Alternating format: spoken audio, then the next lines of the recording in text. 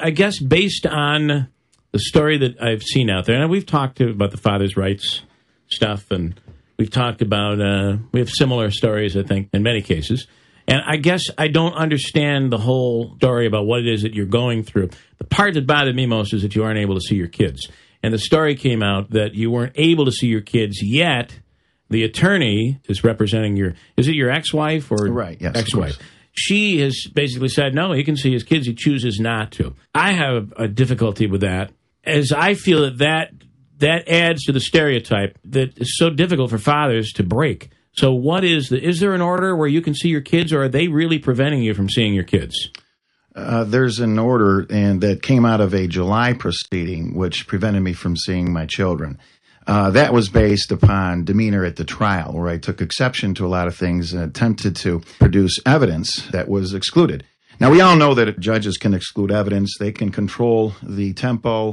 They can basically control the record in any proceeding. What I was seeking to do is not only be successful in gaining a larger amount of time rather than the weekend warrior role, which is typically ascribed to fathers, but I also wanted to preserve a record for an appeal so I could take it up and set some precedent, using my own case rather than someone else's case in the process. I've been told, well, use someone else's case like they did in Roe v. Wade. And I didn't do that. I felt it was appropriate. This is actually happening to me. So who better than a father who's a lawyer and a victim all in one, who can bring the case properly through the courts? Do you think your case is the best case? Is your case the best case for fighting this cause? Or could there be a better case out there? I don't think there could be a better case. I really don't. And it's not because it involves me. I would wish this never happened to me. Yeah.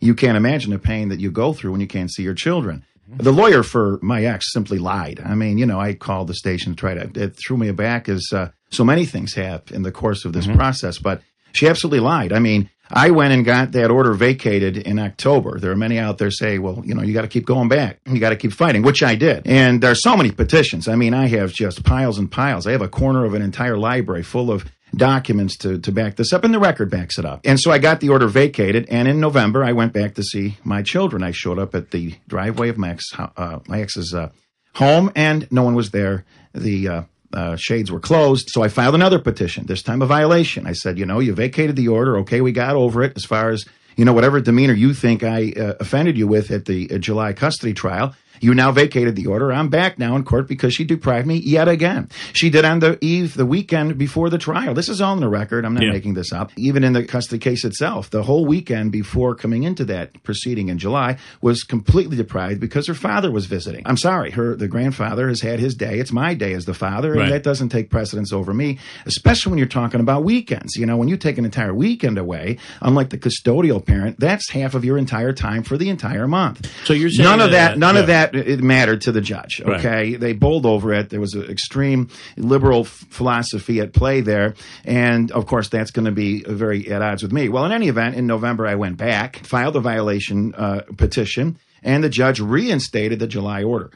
Simply because of things that to this day I'm not even sure what. But so if I can go back, so in June or in July. So you haven't seen your kids since July. That's correct. So there was an order in place that disallowed visitation, or was it? Was there? It's parenting time. This visitation I consider a parenting slur. Okay. I don't like it to be used in my presence any more than other slurs are not. And that's also in the 2006 Matrimonial Commission report. They've recommended a discontinuance, and the court system has adopted the discontinuance, the use of that word. Visitation. Of course. And of course, if you read the articles, the teleprompter stuff that the ex's lawyer put out there, she still talks about a visitation schedule, like I'm some sort of guy visiting a prisoner in our custodial institution. But I did go back, and I was denied, and again, and again, and again. So denial is the word I've seen time and again. So we got off track. I do want to ask so in July, was there an order in place that said that you could not see your children? That's correct. So how long was that in place? I'm assuming when the order came down and said you can't see your kids, you're not allowed to understand it was that you would have to not have contact with my ex-wife, okay? I've had orders for her not to have contact with me as well. So the problem then became how we exchanged the children. And because I didn't want to risk a problem, I wanted a third party to supervise the exchange. That was denied.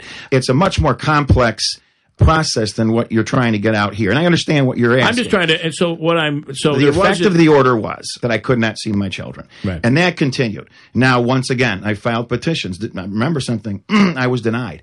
So I continued. The order was that you could not see your children. It wasn't that you couldn't see your children. It's that you could not be around their mother. Well, I wanted a third party, and that was denied. So you're all saying functional purposes, I could not see them. For you to go and pick up your children was a risk. That was a risk, and you at that point said, "Okay, then I can't see my kids." Well, and also because if there's not a mechanism for conducting the exchange, then what's the logic? Then what am I going to do, Bill? You go to school? Okay, let's talk about some options. Yeah, I go to the school and get them. Obviously, that's on the visitation schedule, as they say. Right. I can't pick them up there. That's not an exchange venue. We used to exchange them at the mall. That worked out pretty good for about a year and a half. So that's a problem. But what about going? I mean, what about going and pulling up at the driveway and saying, "Listen, I'm making a phone call. I'm here," and let the kids come out without ever having to get out of the car? Because I've been in that situation where we could not be in the same. We couldn't area. be. Yeah. Right. So I suggested, well, then don't ever get out of the car. I won't get out of the car. You don't get out of the car. There's no opportunity for any exchange between us.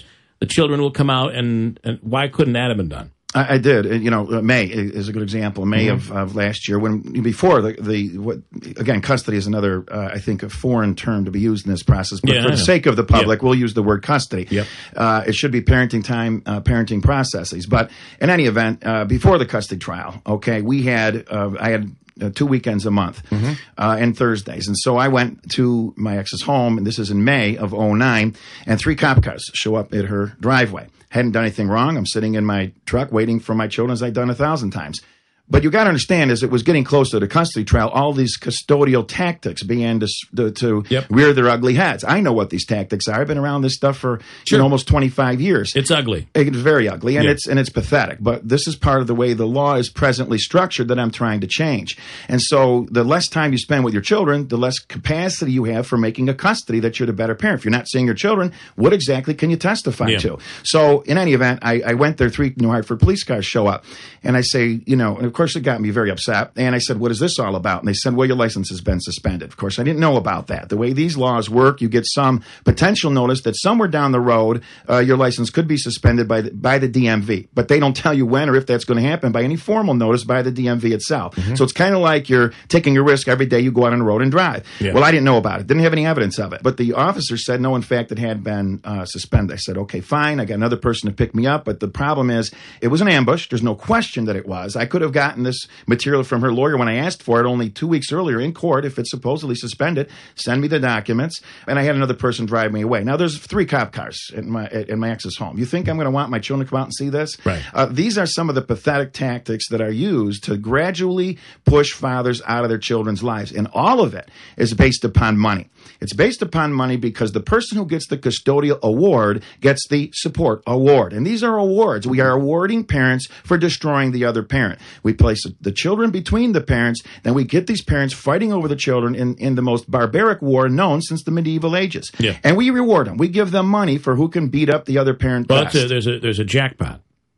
There's a double jackpot. You get the children and you get the money. Yeah. Now, that turns the entire law, the jurisprudence as we know it in America, carried over from Britain, on its head. We all know that if your child goes out in the road and gets hit by a car, God forbid, or and I've handled cases like this in the school district where, a teacher, somebody hits a child, well, you know what's going to happen. The parent's going to want compensation for the child's injuries. Child is killed, there's going to be a wrongful death action. We get compensated for the loss of time and services and quality interactions with our offspring, with our children. That's well known in the law. It's in personal injury. But in this particular area of law, this socialist state that we're building around child support and custody, what we're doing is we are rewarding the person who takes away the child. Right. We're making the other person pay for the loss. Now, that is so illogical from a human standpoint that many fathers, obviously, the majority of them are fathers, can't reconcile this. Logic doesn't work here. Logic doesn't work.